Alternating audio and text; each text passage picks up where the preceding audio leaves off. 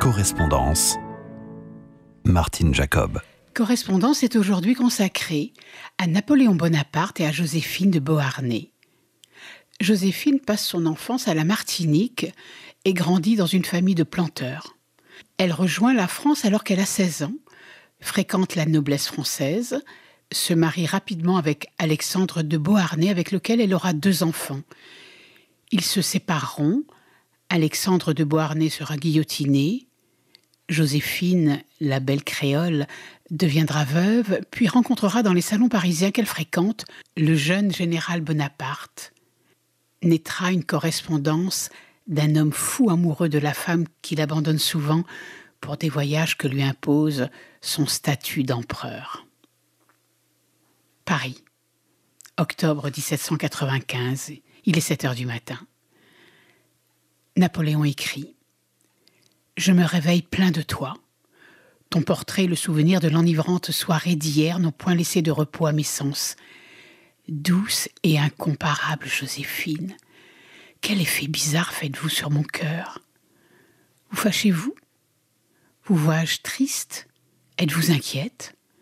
Mon âme est brisée de douleur, et il n'est point de repos pour votre ami. Mais en est-il donc davantage pour moi lorsque, me livrant aux sentiments profonds qui me maîtrisent, je puise sur vos lèvres, sur votre cœur, une flamme qui me brûle. Ah, c'est cette nuit que je me suis bien aperçue que votre portrait n'est pas vous. Tu pars à midi, je te verrai dans 3 heures. En attendant, mio dolce amor, reçois 1 millier de baisers, mais ne m'en donne pas, car il brûle mon sang. Le 9 mars 1796, Napoléon Bonaparte, qui a 27 ans, épouse Joséphine, qui, elle, en a 33. Novembre 1796, Napoléon écrit « Je vais me coucher, ma petite Joséphine, le cœur plein de ton adorable image, et navré de rester tant de temps loin de toi, mais j'espère que dans quelques jours je serai plus heureux et que je pourrai à mon aise te donner des preuves de l'amour ardent que tu m'as inspiré. Tu ne m'écris plus. Tu ne penses plus à ton bon ami, cruelle femme. Ne sais-tu pas que sans toi, sans ton cœur, sans ton amour, il n'est pour ton mari ni bonheur, ni vie? Bon Dieu, que je serais heureux si je pouvais assister à l'aimable toilette, petite épaule, un petit sein blanc, élastique, bien ferme, par-dessus cela une petite mine avec le mouchoir à la créole, à croquer. Tu sais bien que je n'oublie pas les petites visites, tu sais bien la petite forêt noire. Je lui donne 1000 baisers et j'attends avec impatience le moment d'y être. Tout à toi, la vie, le bonheur, le plaisir ne sont que ce que tu les fais. Vivre dans une Joséphine, c'est vivre dans l'Élysée. » Napoléon est en route pour l'armée d'Italie. Mars 1796. Je t'ai écrit de Châtillon et je t'ai envoyé une procuration pour que tu touches différentes sommes qui me reviennent. Chaque instant m'éloigne de toi, adorable ami, et à chaque instant je trouve moins de force pour supporter d'être éloigné de toi. Tu es l'objet perpétuel de ma pensée. Mon imagination s'épuise à chercher ce que tu fais. Si je te vois triste, mon cœur se déchire et ma douleur s'accroît. Si tu es gai, folâtre avec tes amis, je te reproche d'avoir bientôt oublié la douloureuse séparation de 3 jours. Tu es alors légère et dès lors, tu n'es affectée par aucun sentiment profond. Comme tu vois, je ne suis pas facile à me contenter, mais ma bonne amie, c'est bien autre chose si je crains que ta santé soit altérée ou que tu aies des raisons d'être chagrine que je ne puis deviner. Alors je regrette la vitesse avec laquelle on m'éloigne de mon cœur. Je sens vraiment que ta bonté naturelle n'existe plus pour moi et que ce n'est que tout assuré qu'il ne t'arrive rien de fâcheux que je puisse être content. Si l'on me fait la question si j'ai bien dormi, je sens qu'avant de répondre, j'aurais besoin de recevoir un courrier qui m'assurera que tu as bien reposé. Les maladies, la fureur des hommes ne m'affectent que par l'idée qu'elles peuvent te frapper, ma bonne amie. Que mon génie, qui m'a toujours garanti au milieu des plus grands dangers, t'environne, te couvre, et je me livre découvert. Ah, ne sois pas gai, mais un peu mélancolique, et surtout que ton âme soit exempte de chagrin, comme ton beau cœur, exempt de maladie. Écris-moi, ma tendre amie, et bien longuement, et reçois les 1001 baisers de l'amour le plus tendre et le plus vrai. De Vérone, Napoléon écrit. J'espère bientôt, ma douce amie, être dans tes bras. Je t'aime à la fureur. J'écris à Paris par ce courrier, tout va bien. Wurmser a été battu hier sous Mantoue. Il ne manque à ton mari que l'amour de Joséphine pour être heureux. Alors en juillet 1796, Joséphine rejoint Napoléon en Italie. Joséphine écrira « J'ai fait le voyage le plus pénible qu'il soit possible de faire. J'ai été 18 jours en route. J'ai eu la fièvre en montant en voiture. Je n'ai vu Bonaparte qu'un moment. Il est très occupé au siège de Mantoue.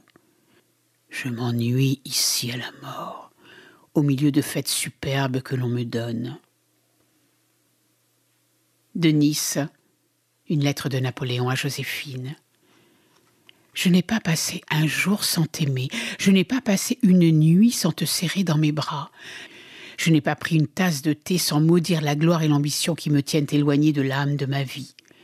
Au milieu des affaires, à la tête des troupes, en parcourant les camps, mon adorable Joséphine est seule dans mon cœur, occupe mon esprit, absorbe ma pensée. Si je m'éloigne de toi avec la vitesse du torrent du Rhône, c'est pour te revoir plus vite. Si au milieu de la nuit je me lève pour travailler, c'est que cela peut avancer de quelques jours l'arrivée de ma douce amie. Et cependant, dans ta lettre du 23 au 26 Ventose, tu me traites de vous. Vous toi-même. Ah mauvaise, comment as-tu pu écrire cette lettre? Qu'elle est froide. Et puis du 23 au 26, reste 4 jours. Qu'as-tu fait puisque tu n'as pas écrit à ton mari? Ah mon ami, ce vous et ces 4 jours me font regretter mon antique indifférence. Malheur à qui en serait la cause. Puisse-t-il pour peine et pour supplice éprouver ce que la conviction et l'évidence me feraient éprouver. L'enfer n'a pas de supplice, ni les furies de serpents. Vous. Mais que sera-ce dans 15 jours? Mon âme est triste, mon cœur est esclave, et mon imagination m'effraie. Tu m'aimes moins, tu seras consolé. Un jour tu ne m'aimeras plus. Mais dis-le-moi, je saurai au moins mériter le malheur.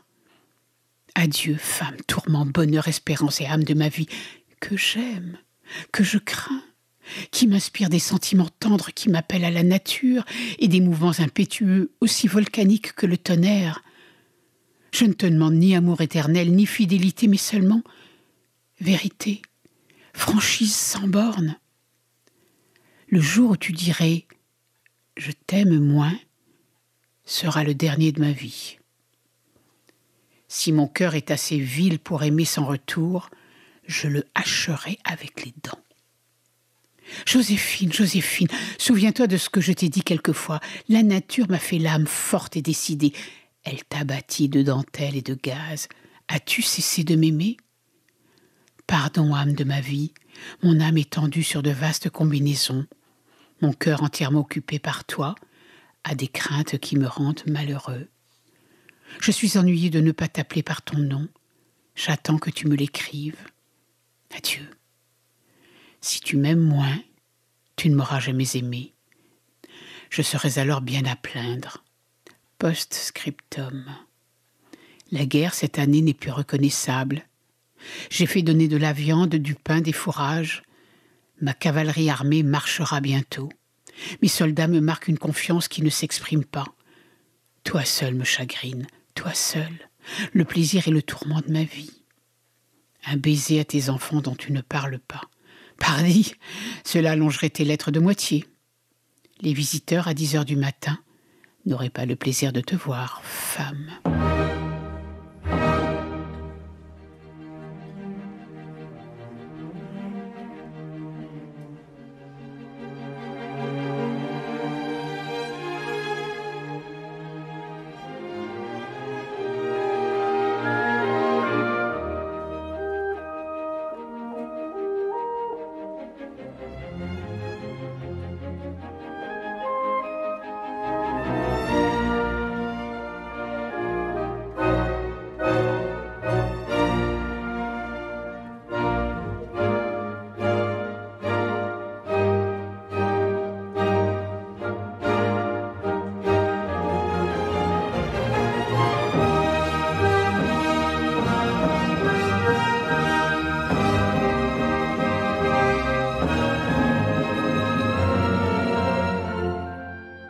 Vérone. Napoléon écrit « Je ne t'aime plus du tout. Au contraire, je te déteste. Tu es une vilaine, bien gauche, bien bête, bien Cendrillon. Tu ne m'écris pas du tout, tu n'aimes pas ton mari. Tu sais le plaisir que les lettres lui font, et tu ne lui écris pas 6 lignes jetées au hasard. Que faites-vous donc toute la journée, madame ? Quelle affaire si importante vous ôte le temps d'écrire à votre bien et bon amant ?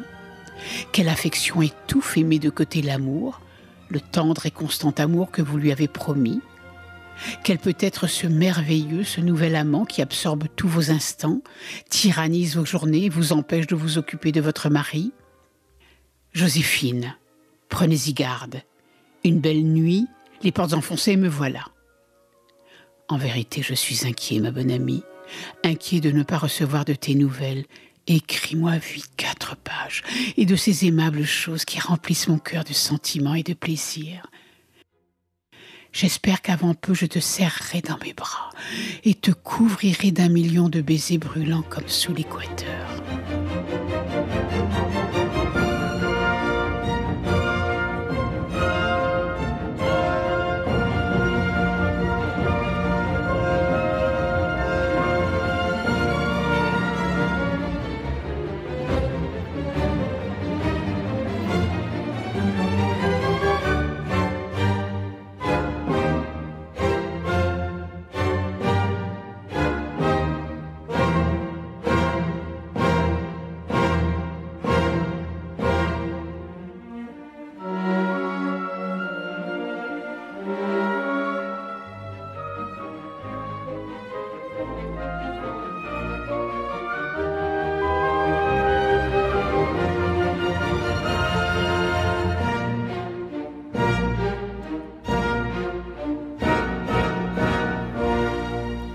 Avril 1796. Napoléon écrit « Je reçois une lettre que tu interromps pour aller, dis-tu, à la campagne. Et après cela, tu te donnes le ton d'être jalouse de moi, qui suis ici accablée d'affaires et de fatigue. Ah, ma bonne amie, il est vrai que j'ai tort. Dans le printemps, la campagne est belle. Et puis, l'amant de 19 ans s'y trouvait sans doute.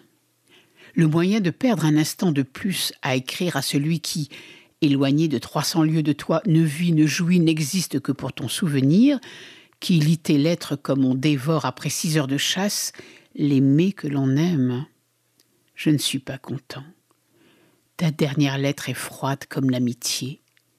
Je n'y ai pas trouvé ce feu qui allume tes regards et que j'ai cru quelquefois y voir. Mais quelle est ma bizarrerie! J'ai trouvé que tes lettres précédentes oppressaient trop mon âme. La révolution qu'elles produisaient attaquait mon repos et asservissait mes sens. Je désirais des lettres plus froides, mais elles me donnent le glacé de la mort, la crainte de ne pas être aimée de Joséphine, l'idée de la voir inconstante. Mais je me forge des peines.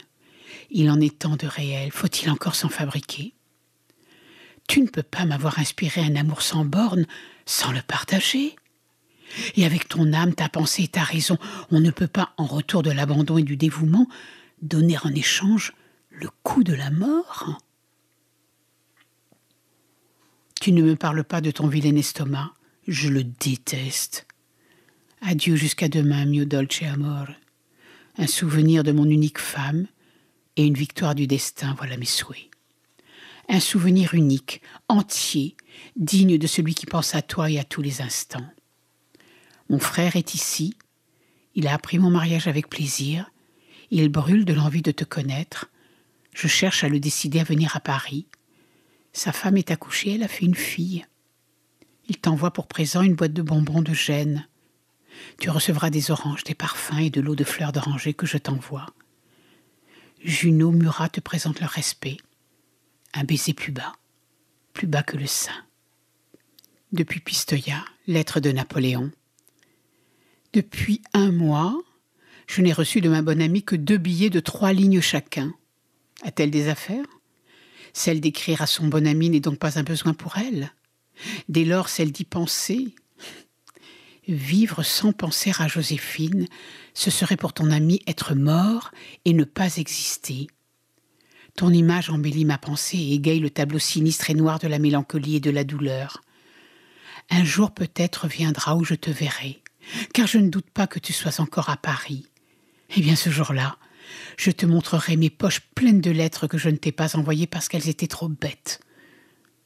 Bon Dieu, dis-moi, toi qui sais si bien faire aimer les autres sans aimer, saurais-tu comment on guérit de l'amour ? Tu devais partir le 5 prairial. Bête que j'étais, je t'attendais le 13.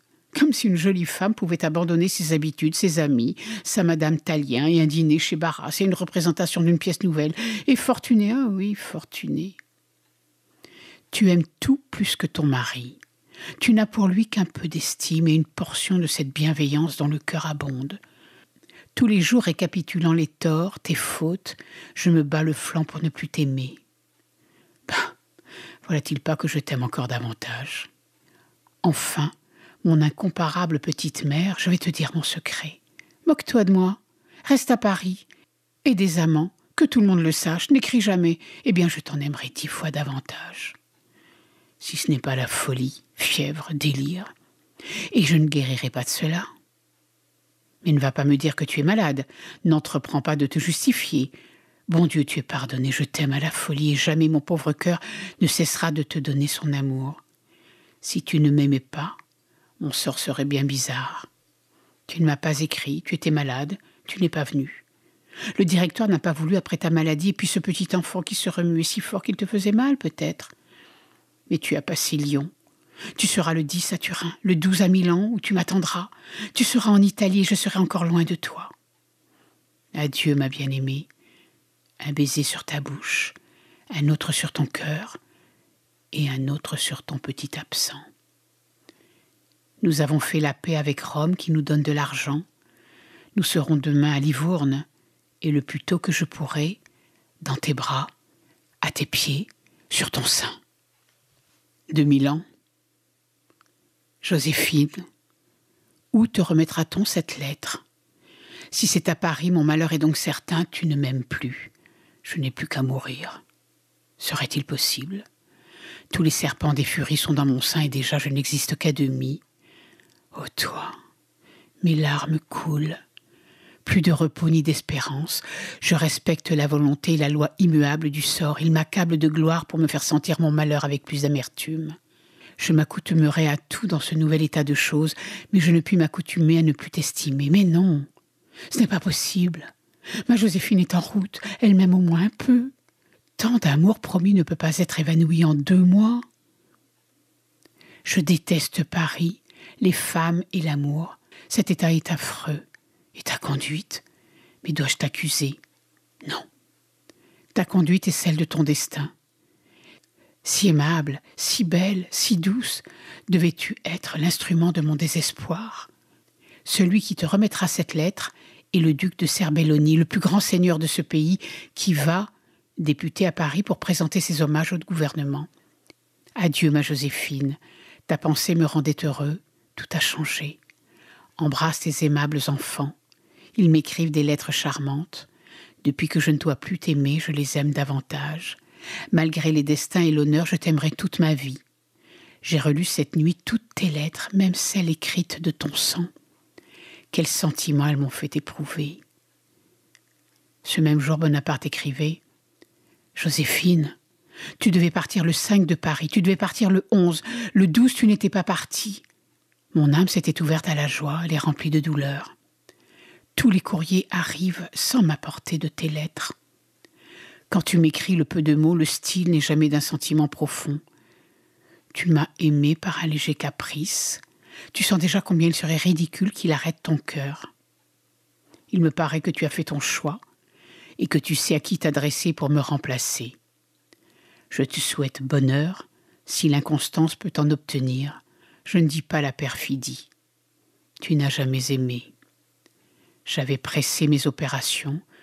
Je te calculais le 13 à Milan et tu es encore à Paris. Je rentre dans mon âme. J'étouffe un sentiment indigne de moi. Et si la gloire ne suffit pas à mon bonheur, elle fournit l'élément de la mort et de l'immortalité. Mon cœur ne sentit jamais rien de médiocre. Il s'était défendu de l'amour. Tu lui as inspiré une passion sans borne, une ivresse qui le dégrade. Ta pensée était dans mon âme avant celle de la nature entière. Ton caprice était pour moi une loi sacrée. Pouvoir te voir était mon souverain bonheur. Tu es belle, gracieuse. Ton âme douce et céleste se peint sur ta physionomie. J'adorais tout en toi. Plus naïve, plus jeune, je t'eusse aimé moins. Tout me plaisait jusqu'au souvenir de tes erreurs et de la scène affligeante qui précéda de 15 jours notre mariage. La vertu était pour moi ce que tu faisais, l'honneur ce qui te plaisait. La gloire n'avait d'attrait dans mon cœur que parce qu'elle t'était agréable et flattait ton amour-propre. Ton portrait était toujours sur mon cœur. Jamais une pensée sans le voir et le couvrir de baisers. Toi, tu as laissé mon portrait 6 mois sans le retirer. Rien ne m'a échappé. Si je continuais, je t'aimerais seule, et de tous les rôles, c'est le seul que je ne puis adopter. Joséphine, tu eusses fait le bonheur d'un homme moins bizarre. Tu as fait mon malheur, je t'en préviens. Je le sentis lorsque mon âme s'engageait, lorsque la tienne gagnait journellement un empire sans bornes et asservissait tous mes sens. Cruel. Pourquoi m'avoir fait espérer un sentiment que tu n'éprouvais pas ? Mais le reproche n'est pas digne de moi. Je n'ai jamais cru au bonheur. Tous les jours, la mort voltige autour de moi. La vie vaut-elle la peine de faire tant de bruit ? Adieu, Joséphine, reste à Paris. Ne m'écris plus et respecte au moins mon asile. 1000 poignards déchirent mon cœur. Ne les enfonce pas davantage. Adieu mon bonheur, ma vie, tout ce qui existait pour moi sur la terre.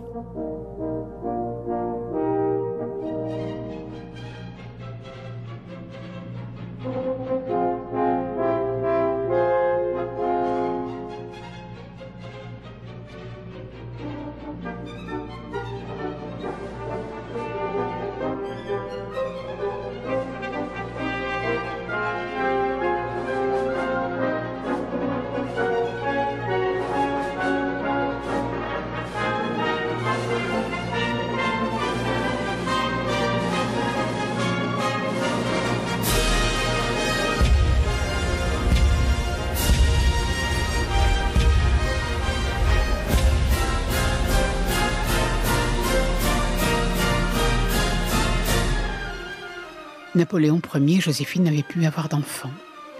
Pour raison d'État, Napoléon décide de répudier son épouse en novembre 1809. Pour que le consentement mutuel soit un motif valable à leur divorce, Joséphine dut déclarer par écrit et de sa propre main n'avoir plus aucun espoir d'avoir des enfants et consentir à la dissolution d'un mariage qui désormais est un obstacle au bien de la France. Voici les paroles de l'empereur. Mon cousin, le prince archichancelier, je vous ai expédié une lettre close en date de ce jour pour vous ordonner de vous rendre dans mon cabinet afin de vous faire connaître la résolution que moi et l'impératrice, ma très chère épouse, nous avons prise. J'ai été bien aise que les rois, reines et princesses, mes frères et sœurs, beaux-frères et belles-sœurs, ma belle-fille et mon beau-fils, devenu mon fils d'adoption, ainsi que ma mère, fussent présents à ce que j'avais à vous faire connaître. La politique de ma monarchie, l'intérêt et le besoin de mes peuples, qui ont constamment guidé toutes mes actions, veulent qu'après moi, je laisse à des enfants héritiers de mon amour pour mes peuples ce trône où la Providence m'a placé. Cependant, depuis plusieurs années, j'ai perdu l'espérance d'avoir des enfants de mon mariage avec ma bien-aimée épouse, l'impératrice Joséphine. C'est ce qui me porte à sacrifier les plus douces affections de mon cœur, à n'écouter que le bien de l'État, et à vouloir la dissolution de notre mariage. Parvenue à l'âge de 40 ans, je puis concevoir l'espérance de vivre assez pour élever dans mon esprit et dans ma pensée les enfants qu'il paiera la providence de me donner. Dieu sait combien une pareille résolution a coûté à mon cœur, mais il n'est aucun sacrifice qui soit au-dessus de mon courage lorsqu'il m'est démontré qu'il est utile au bien de la France. J'ai le besoin d'ajouter que loin d'avoir jamais eu à me plaindre, je n'ai jamais eu qu'à me louer de l'attachement et de la tendresse de ma bien-aimée épouse. Elle a embelli 15 ans de ma vie. Le souvenir en restera toujours gravé dans mon cœur. Elle a été couronnée de ma main. Je veux qu'elle conserve le rang et le titre d'impératrice. mais surtout qu'elle ne doute jamais de mes sentiments et qu'elle me tienne toujours pour son meilleur et son plus cher ami. Voici la lettre de divorce de Joséphine à Napoléon du 15 décembre 1809. Avec la permission de notre auguste et cher époux, je dois déclarer que ne conservant aucun espoir d'avoir des enfants qui puissent satisfaire les besoins de sa politique et l'intérêt de la France, je me plais à lui donner la plus grande preuve d'attachement et de dévouement qui ait jamais été donnée sur terre. Je tiens tout de ses bontés, c'est sa main qui m'a couronnée, et du haut de ce trône, je n'ai reçu que des témoignages d'affection et d'amour du peuple français. Je crois reconnaître tous ces sentiments en consentant à la dissolution d'un mariage qui désormais est un obstacle au bien de la France, qui la prive du bonheur d'être un jour gouvernée par les descendants d'un grand homme, si évidemment suscité par la Providence pour effacer les maux d'une terrible révolution et rétablir l'autel, le trône et l'ordre social. Mais la dissolution de mon mariage ne changera rien au sentiment de mon cœur. L'empereur aura toujours en moi sa meilleure amie. Je sais combien cet acte commandé par la politique et par de si grands intérêts a froissé son cœur. Mais l'un et l'autre, nous sommes glorieux du sacrifice que nous faisons au bien de la patrie. Napoléon Ier épousera ensuite Marie-Louise d'Autriche, princesse autrichienne, avec laquelle il aura un fils. Il sera l'Aiglon. Napoléon Bonaparte. Son nom reste associé aux innombrables victoires que sa grande armée a remportées sur les champs de bataille et qui permirent au grand empire de compter jusqu'à 134 départements et de nombreux États vassaux.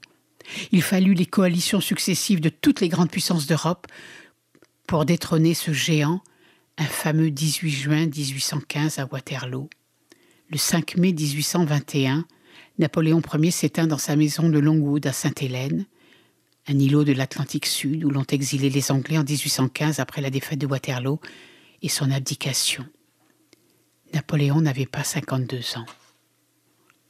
Quant à Joséphine, impératrice des Français de 1804 à 1809 et reine d'Italie de 1805 à 1809, elle mourra le 29 mai 1814 au château de Malmaison à Rueil-Malmaison.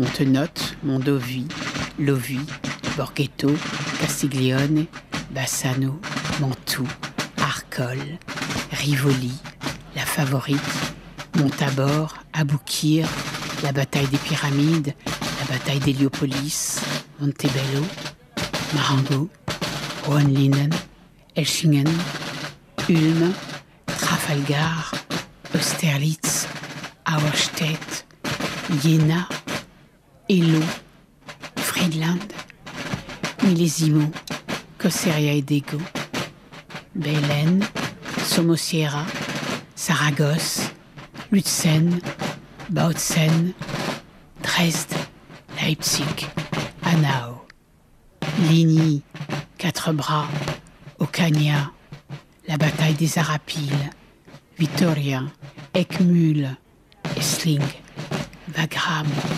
Smolensk, Borodino, la Bérésina, Lutzen, Brienne, La Retière, Champaubert, Montreux, Vauchamp, Craonne, la bataille de Laon, Château-Thierry, Reims, Arcis-sur-Aube, Fer-Champenoise, Moscova, Leipzig, Montmirail, Waterloo.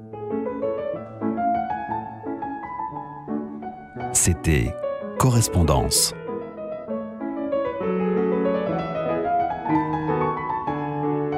Une émission préparée et présentée par Martine Jacob.